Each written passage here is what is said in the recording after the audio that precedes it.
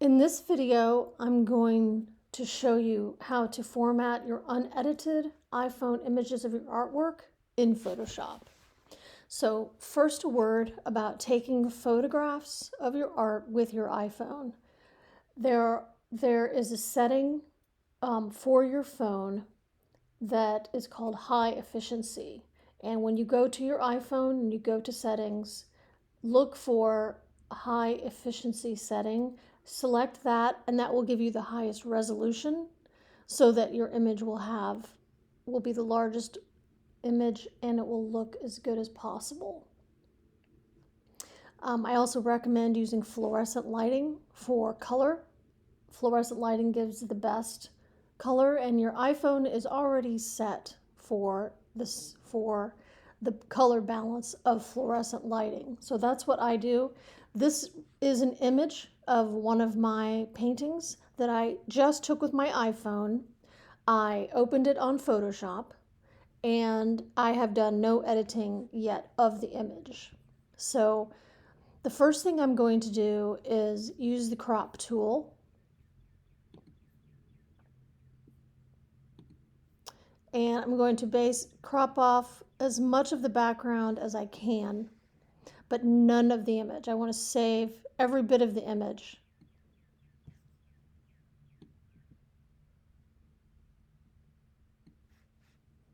So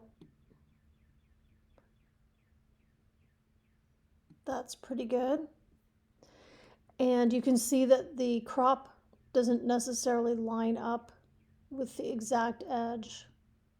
So in a moment, I'm going to show you how to fix that. So I click the check mark to complete my crop, and you can see how there's still leftover wall space on the bottom. So I get rid of that by first selecting the whole image, select all, and then I'm going to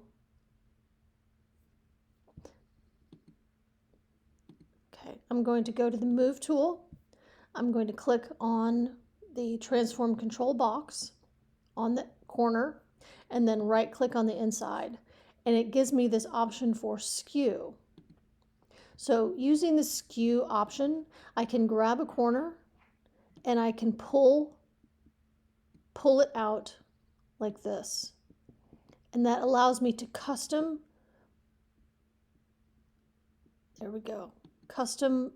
move my corners out so that they fill the entire frame without actually being cropped. So once that's done, I now have a fully cropped image. I deselect, and now I haven't lost any of my image, and I don't have any background whatsoever. So the next thing I do is I want to make an adjustment to the contrast because it's a bit dark and the colors look too dull. So I'm going to go to Image, Adjustments, Levels. This is the most useful tool for creating customizing your increasing of your contrast. So you can see here, according to this graph, that it's dark, that most of the contrast is leaned towards the dark side of the scale. You have the black button down here at the bottom and a white button here at the top. So you can adjust your contrast by moving these buttons inward toward the middle. I probably don't need to move the dark one because I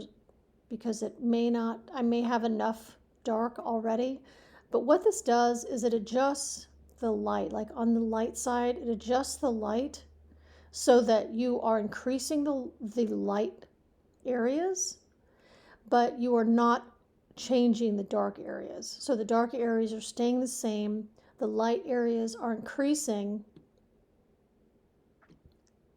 and then the dark is the exact opposite. You're making the dark areas darker, but the light areas are staying roughly the same. Of course, it's having some influence. I can see that this image looks very close to the original, which is the goal. You don't want to misrepresent your piece. You don't want to make the colors brighter than they actually are on the piece.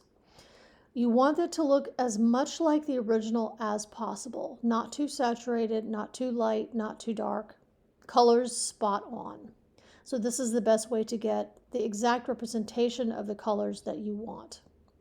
So once I've made this adjustment, I hit OK. And I can see that the colors are still not quite as saturated as they are in the original. So I go to Image, Adjustments, Hue, Saturation. This is another one of my favorite adjustment panels because you can adjust the color, which is the hue, saturation, lightness. You can colorize black and white imagery. I don't want to touch the hue. The color itself is fine. It's just the saturation level. So I want to bring up the saturation level a tiny bit. And now I can see that that is very close to how the original painting actually looks. So I hit OK. And now it is important to save. So I go to File, Save, and I just name the painting something, and I save it as a copy. So I go to Format, JPEG, Desktop, and this will save the image as its full size, so that if I want to make a postcard of this image, or if I want to do use it in some other way that involves printing, I have a full-size image that I can use for that purpose. If I want to put this on my website, or if I want to post it on Instagram, or any other social media, or if I want to email it to somebody, then I'm going to need to save it in a different format that is a smaller version, because many websites and other social media will not allow such a large file, or it just has a hard time uploading such a large file. So in order to create a file that is for the web, there's a lot of different ways of doing it. I found this is the most easy way of doing it. I go to File, Export, and then there's a function called Save for Web. So I click on Save for Web, and it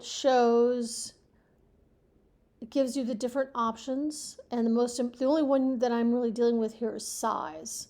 So sometimes websites say that they have a maximum size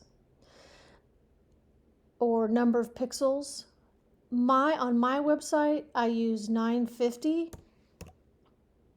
as my maximum size for my width.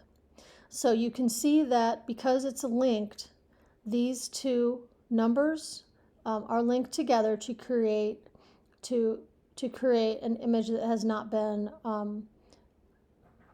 altered in any way. So it still has the same proportions, so it doesn't change the proportions. So once I've selected the size that I want to change it to, then I hit Save, and it gives me the option to rename it. And what is important to always do when creating a web file is to title it first web, and then underscore, and then the title. The importance of this is that so you will always know that this is a web file, this is a small file, and you don't want to use it for print by accident. So always put web, or designate the fact that it's a small file somewhere. Saving it on my desktop, I hit Save, and now I can see when I minimize my Photoshop that on my desktop I have my original image that was from my camera is still there. I don't need that anymore, so I can actually move that to the trash. I now have my original JPEG, which is my full-size image, and I have a web version of that image. It looks like it created it as a GIF, but you can create it in any format, probably PNG or GIF, or JPEG, any of those. But you can see they're identical, except that if you zoomed in, you would see that this one is much more pixelated just because it's a much smaller image, but it would be ideal for putting on my website. So this is how to format an unedited iPhone image of your artwork in Photoshop. I hope this was helpful.